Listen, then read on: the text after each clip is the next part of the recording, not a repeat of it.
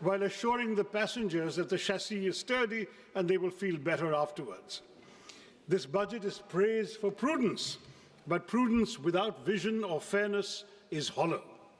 It ignores unemployment, it ignores rising living costs, and it ignores inequality, offering little to address the real struggles and aspirations of the Aam Aadmi. The government speaks endlessly of welfare, but its spending tells a very different story.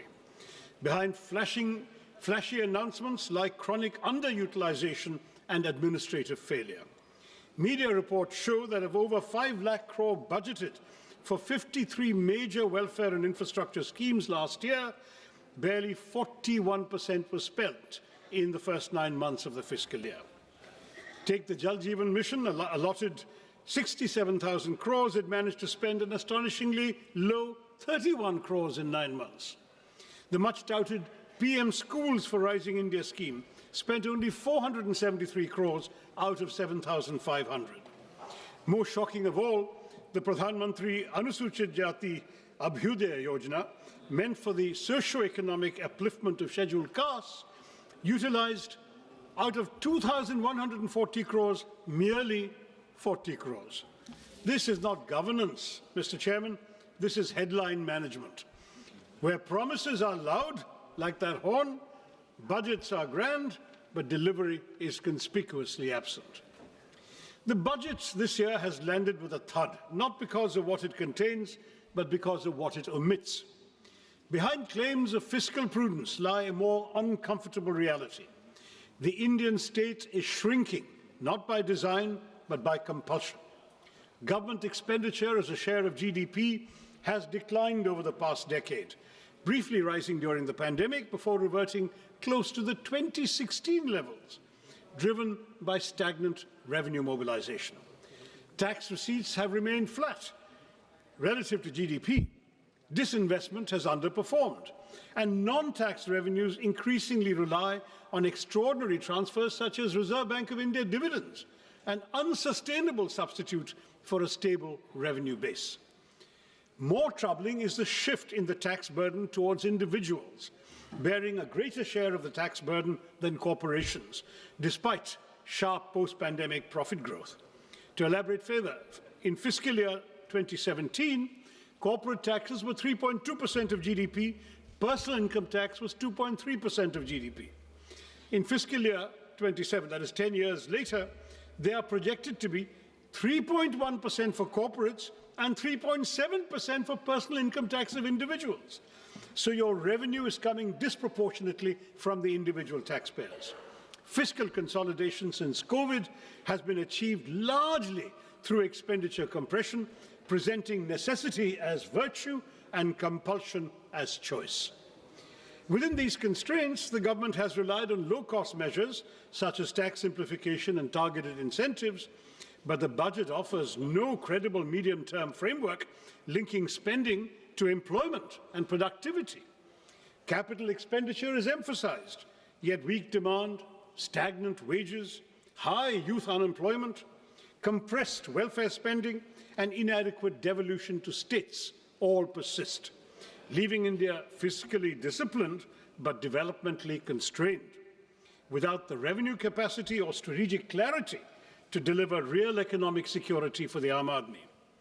This is why, Mr. Chairman, this is what I call an underwhelming budget. Now let me look at specific sectors. M.S. Swaminathan had famously said, if agriculture goes wrong, nothing else will have a chance to go right. And this, I believe, is as good a starting point as any. Mr. Chairman, it's high time we stop treating agriculture as some issue that will sort itself out, because 46.1% of India's workforce and 60% of our population depend on agriculture and allied activities. Despite agriculture contributing 16 to 17% of GDP, it receives only 3% of this union budget, 1.62 lakh crore, which is a 5.1% cut from last year's 1.71 lakh crore. Now, this underinvestment is all the more alarming, Mr. Chairman, given the existential threats facing Indian agriculture today. This sector, vital as it is increasingly threatened by climate change and misaligned farming practices. Nearly two-thirds of the country are prone to drought, and the toll of weather-related disasters has been severe. Yet the Fasal Bima Yojana, meant to protect farmers, has failed. Flawed assessments and opaque settlements have reduced compensation to token amounts. 1 rupee, 3 rupees, 21 rupees, as your minister himself has acknowledged, turning protection into systemic injustice. Matters are worsened by cuts that leave the scheme at its lowest budget allocation in 8 years, fueling fears that new initiatives will repeat a familiar cycle of announcement without commitment, as seen last year when Gradley announced missions on cotton technology, pulses, vegetables, fruits, and hybrid seeds, all quietly faded with zero funding in the revised estimates. These announcements are like modern courtships, promises without commitment. That's what this government does to us. At a time when farm distress is deepening, the budget silence on revising the PM Kisan Nidhi disbursement speaks louder than any promise made elsewhere. हमारे किसानों की आय दोगुनी करने का वादा तो आपसे पूरा हो नहीं पाया। कम से कम उनकी सम्मान निधि ही बढ़ा दीजिए। पिछले 6 सालों से ये सिर्फ 6,000 रुपए पर ही अटकी हुई है। While there is an imperative need for breakthroughs in research and development and AI-driven agricultural technologies, paradoxically, funding allocations for agricultural research and education have dipped by 4.8% from the previous year's 10,466 crore, that's now to 9,967 crore, decreasing precisely when the finance minister is announcing new AI schemes. And frankly, Madam, touting a new AI app when the majority of our farmers can't afford fertilizers, harvesters, or tractors seems rather detached from reality, except of the virtual kind. Now, this budget speaks at length about crops from cashews to coconuts, yet ignores one of agriculture's most persistent concerns, pepper. Once hailed as black gold, the sector is now in distress in my state. In Kerala, which is one of the country's leading producers of pepper, output has fallen from 40,000 plus tons to 30,000 tons and is projected to decline by a further 28.7% in the foreseeable future. The uncomfortable truth, Mr. Chairman, is that our spice market faces such deep challenges today that if history repeated itself, the British might not even bother looting us for it. Next to unemployment. This House has had this conversation far too many times. We recite the same statistics, express the same concerns, and then move on, while unemployment quietly worsens. The data at the end of 2025 makes one thing unmistakably clear. Rural unemployment has stagnated at 3.9%, while urban unemployment continues to rise, ending at 6.7% in December. The crisis is now starting to concentrate where aspirations and frustrations are colliding in our cities. And yet even the centre's flagship responses have failed to rise to the moment. Under the Pradhan Mantri Kaushal Vikas Yojana, barely 41% of certified candidates secured placements. More than half of those jobs were concentrated in just 5 sectors. And of the 1,380 crores released, 278 crores remained unutilized. The Prime Minister Internship Scheme tells a similar story.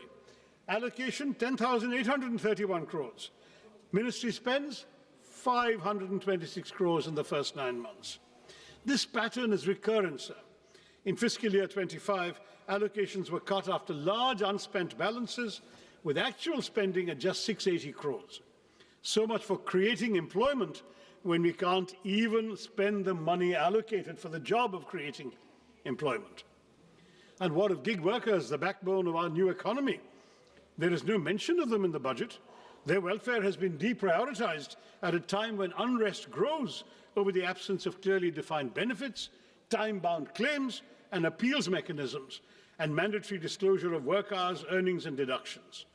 This silence further weakens the gig workers' access to social security in practice.